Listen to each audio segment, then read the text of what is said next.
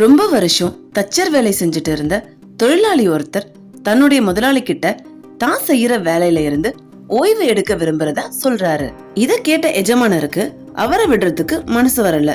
இறுதியா ஒரு வீடை மட்டும் கட்டி கொடுக்கும்படி கேட்கிறாரு. முதலாளியோட கோரிக்கையை ஏத்துக்கிட்டு வீடு கட்டி கொடுக்க களத்துல இறங்குறாரு தச்சர். ஆனா அவருக்கு செய்யற வேலையில ஈடுபாடு ஏற்படல.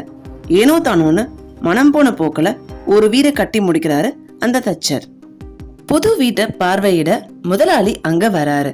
முழுமையா சுத்தி பார்த்துட்டு சாவிய தச்சர் கிட்ட கொடுக்கறாரு.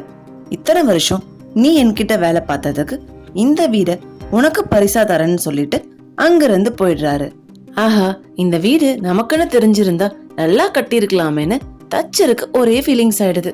இப்படிதான் பல பேரு இந்த வாழ்க்கை நமக்கு தான்னு புரிஞ்சுக்காம திறமைய சரியா வெளிப்படுத்தாம தவற விட்டுடுறாங்க.